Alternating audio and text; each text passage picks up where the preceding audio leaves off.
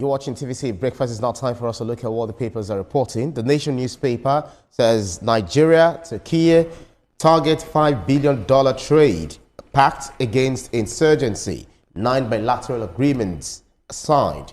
Joint Economy and Trade Committee established. Next is the Nigerian News Direct. Federal government breaks 10-year jinx with historic 501 billion naira bond to clear legacy debts. Blueprint newspaper. Still talking about power with 501 billion naira power debt bond fully subscribed. Federal government closes first tranche of 4 trillion naira issuance program. Its decisive reset of electricity market and then confidence restored will unlock investments. Next is the Punch newspaper. Investigation uncovers colonel who plotted Tinubu's ouster. Interim report reveals military officers targeted president, vice presidents, ministers, and key installations. Arrests ongoing. Daily Independent. Atiku, Aregbesola, Mark say Tinubu's administration worst in decades. Governors can't sway elections. Aregbesola assures, I was almost assassinated because of loyalty. Atiku, NGF, that's Nigeria's Governors Forum, didn't champion doctrine of necessity. That's according to David Mark. The Guardian newspaper, ADC hosts opposition show of force, unity push ahead of 2027. And Nigerian Tribune, Tinubu seeks 110 justices for appeal court, 90 for federal high court, proposes electronic visual transmission of court proceedings in amendment bill once Oyewole confirmed as justice of the Supreme Court. The Platform Times, 197 Nigerian women killed in gender violence in 2025. That's according to report. Domestic intimate attacks dominate cases. Activists push for femicide law tracking system. This Nigeria, rising food costs, hunger require urgent action. Rising food costs, hunger require urgent action. Senate President Akpabio warns on looming food crisis over UN alert that 35 million Nigerians risk hunger. And the Help newspaper, ex-Ondo Deputy Governor Aregbesola Ajayi returns to the APC. Former PDP Guber candidate says is abandoning party to support Governor Aiyedatiwa campaign for President Tinubu, dismisses abusive words of 2024 governorship campaigns as normal in politics. And last but not least is Sport and Life. Man City versus Galatasaray. Victor Osimhen is top class, says Pep Guardiola, and goalkeepers' use of towels. CAF set to crack down on Nwabali, others. Okay. All right, then, let's get down to brass tacks. We're doing this with Atoma, Ria, and indeed Olamide Odekole. Okay, so Atoma, let me start off with you. Nigeria, Turkey target $5 billion trade pact. Then pact against insurgency. We know Turkey, when it comes to insecurity, when it comes to military hardware, they're very, very top notch. In fact, I think they're ranked, is it 6 or 7 or so in global firepower in terms of, so they've always, we've always bought helicopter from them, bought ammunition from them, and a whole lot of things, from Turkey. So how do you see this, meeting, this bilateral relations between Nigeria and Turkey? As far as insecurity is concerned, is a right move. You were just talking about armaments and the rest. What about the military skills? What about the fit? Because, man, that country, over the centuries, have fought so many different wars. Did you say over centuries? Yeah, because it used to be Constantinople, now known as Istanbul. It used to be so many other things. When it comes, by the time you go back in time, you begin to talk about Constantine and all of those, and they did a whole lot. They did a whole lot, and if you've read about the individual battles they fought, some of them were unwinnable. That's right. That's right. And they won. They are very strategic when it comes to military issues. Nigeria will gain a whole lot if we have that collaboration with them militarily. If we have that collaboration with them, the Nigerian army has a lot to learn. So I am saying that the collaboration that the president has brokered with the president of Turkey, it's going to be a bonus for Nigeria and a big plus for us. Absolutely. Ria, there will also be, there's also collaboration or cooperation agreements on media and communication, education, diaspora and diplomacy, you know, etc. So all of these all together will definitely help Nigeria in terms of our... Of course, and you know, when we speak about the president being the chief marketing officer, this is what we want to see. At the end of the day, he's supposed to go out and bring investors back into Nigeria, and we've been seeing him do that. With Turkey as well, when we speak about, you know, drones, we speak about just technological things, they are very good at it. So I think that this is a solid partnership. But even away from that, let's now go into talking about trade. We know how they are very good with trade. So having Nigeria and Turkey trade together, I think is fantastic. But then again, I'm looking at the amount. We're talking about $50 billion. That's quite a very lofty amount. I'm just hoping that, you know, we're able to, you know, come through with it, because if this works, it will help for job opportunities, it will help for education. Another thing I wanted the president to talk about is exchange programs, you know, because the education there is fantastic. And not just even education, even medical education, we have and one also of our own there. I know, and also movies as well, you know, so we can have all these exchange programs. And when the president goes to places like this, I need him to also talk about visa restrictions, because sometimes it's quite difficult, you know, to get visas. I know Olamide has been to Turkey before and all that. I don't know how the process for visa was, you know, but these are some of the things he should speak on. So I believe that as Nigerians, we forget about the most important thing, you know, to talk about. Rather, we're talking about something else. This is a fantastic collaboration. If we can come through with this, we will see a lot of results from Absolutely. Yeah, as you mentioned, Olamide was in Turkey recently. I think I was also in Turkey recently, but you know, albeit in transit. To when you were going to London, Yeah, absolutely. So it's quite interesting.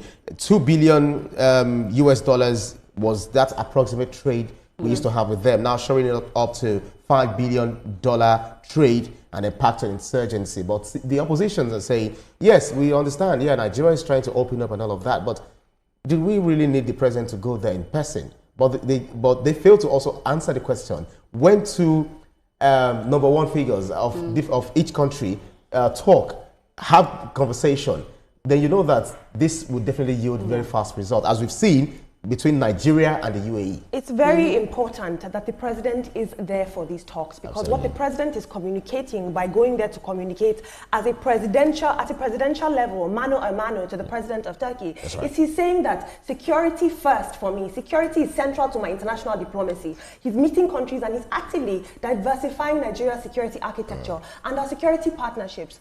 Turkey has proved itself, and as you've all rightly said, it has emerged as a middle power security exporter, which means that they are specialized in things like drones, intelligence systems, counter-insurgency training. At the sidelines of this meeting, the president wasn't just there to travel. He actually signed 9 agreements. And I'm seeing here that includes not just arms purchasing or arms procurement, training, intelligence sharing, defense industry collaboration, and institutional capacity building. These are 9 agreements. So this does not it doesn't signal a quick fix. It signals a long-term security partnership, especially because we have such an embattled relationship with the West. And quickly, Brian, I know you have to move on now, but online, I'm very worried about the populace. We are all focusing on, we saw what happened online with the president. Well, actually, we should be commending this man for the fact that he's putting security first. Yet our dialogue and our discourse is around something silly, like what happened. We all absolutely silly, as you've rightly put it. But then let's move on to the Nigerian News Direct. We have to move very fast now because of time.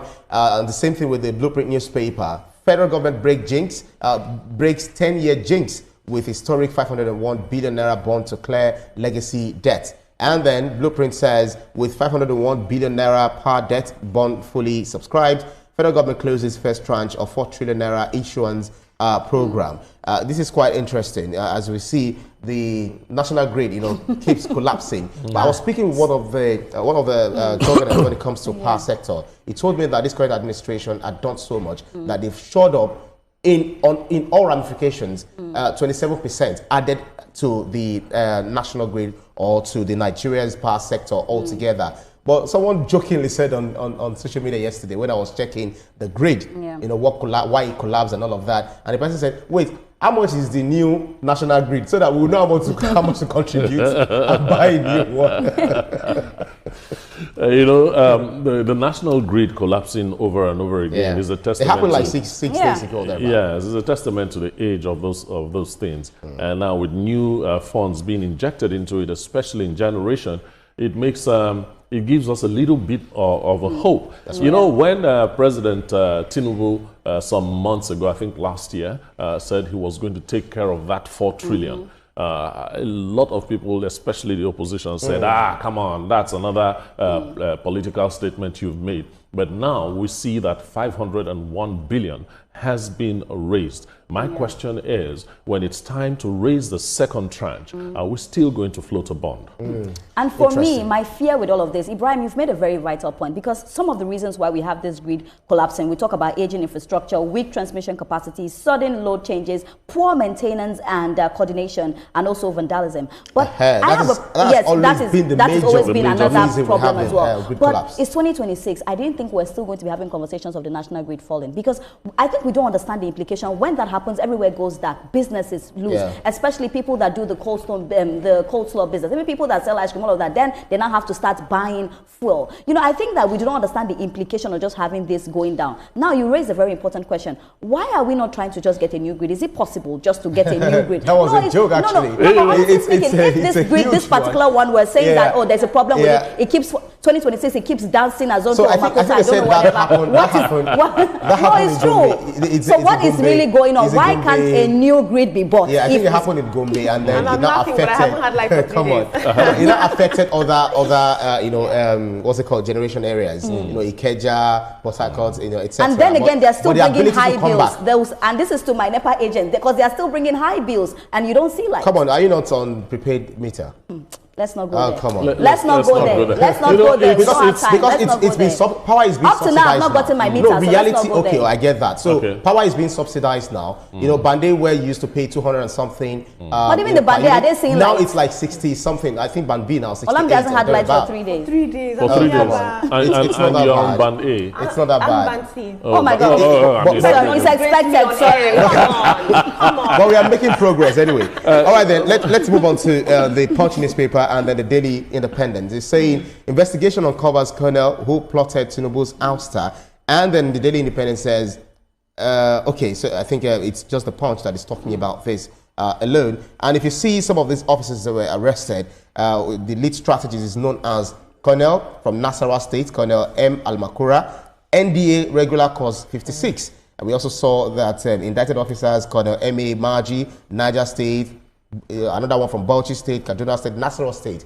They intended to eliminate the president, vice president, and the Senate president. It's quite scary. This is treasonable, treasonable felony. Absolutely. Indeed, when we look at past coups and when we look at the historical context of coups, we know that they always start at the center of power. They aim to dismantle the power structures that are central to the government. That's why you see the vice president there, the president himself. But by moving to try these officers publicly and arrest them, the Nigerian government is sending a message. They are saying, and even the military themselves are sending a message. They are saying that our loyalty is to the Constitution of the Federal Republic of Nigeria, not to rank and not to personal ambition. Because when you look at that list, there's some very high-ranking individuals. We had a brigadier general on that list. We had a major general. They're high. But Olamide, they said that because you know, due to failure of taking care of the soldiers, you know, for a long time, increment in their salary and health. You know, taking care of their health and all of that. That's the reason they wanted to strike. But can I butt in is that enough to destroy? Ibrahim, that is not even a reason. That is not even a basis. That is that's a horrible reason for them to say. So because you are facing this, you want to destroy your country, Nigeria. I feel like oftentimes we say... No, they believe they want to take their own country back. You know, take your country back as how we take coup. When we speak about the implications, the aftermath. Ibrahim, do you understand the aftermath of a coup? You know that first of all, economy... That's why we talked about power grid. Now, do you know what happened between 1989 and 1999? I don't think I was born then, okay, so you weren't born then. The Abdusalam Abubakar, the military, junta, that regime at the time, that man told me yesterday that they never invested a dime into the power sector. And that's why the reason one of the reasons we are facing the problem. And that's why, Ibrahim, this thing is so painful to me, because I feel like we do not understand, the implications of this. I feel like these people that have been gotten and they said that, oh, they were planning this coup, they need to be dealt with. And not just dealt with, they need to say who sent them, who they are working with. Like, we need to deal with these cartels from the beginning, because we cannot see this happen again in Nigeria. All right, then. Well, when you check the history of coups in Africa, it's always perpetrated by officers within that rank range of colonel, major, and so on. Okay. Yes, they have senior officers backing them up and so on. That's right. But they are the ones that push forward a whole lot. Right. So, Tuma, let me stay with you. The Platform Times says 197 Nigerian women killed in gender violence in 2025. That's according to reports. So this stemmed from domestic Intimate attacks dominate cases. Activists push for femicide law. Just after Etoma, I'm going to definitely. I want to speak on this, but yeah, Etoma. You are putting me on the spot because of these two ladies. Etoma, go first. Okay, let me answer that question. Yeah. I was shocked to realize that Nigeria doesn't have a femicide law, you know, that is clear on punishments and offenses. That's right. You know, I was quite shocked. And then the number 197 died in 1 year for domestic violence and so on. That, to me, is just too much. What is going on? Are the men that angry, or are the women succeeding in pushing us to the wall so bad? Please, Etoma, don't go there. Etoma, please don't go there. No matter how you are pushed as a man, can I finish? Can I finish? Okay. You know, are they succeeding so much in pushing the men to the wall so badly that the men are reacting like this? I always say, no matter the provocation, it's not enough. Jealousy, thank you for clarifying that. No matter, I know, but thank you for clarifying that. No matter how you're provoked as a man, you are not even a man if you put your hands on a woman. And I think about this femicide law, it's high time. Makes you less of a man. And another worry for me is that a lot of women are scared to speak up because when they speak up, their stories are never heard. Unfortunately, some men are also scared of speaking up. We wish you guys the very best. I don't know about those men. We have to do our another statistics and see how many men die. We are talking about women here. Let's put our focus on the women. We talked about it. You know, so many men are being affected with this. So let me say very quickly. This Nigeria is saying rising food costs, hunger require urgent action. So Senate President Akpabio warns on looming food crisis over UN alert that 35 million Nigerians risk hunger. We've got about 33 silos, across the nation, where we have more than 1-point-something tons of, grains and all of that. So the federal government is being advised to not just introduce price control, but to also release some of this food out, but not give it for free.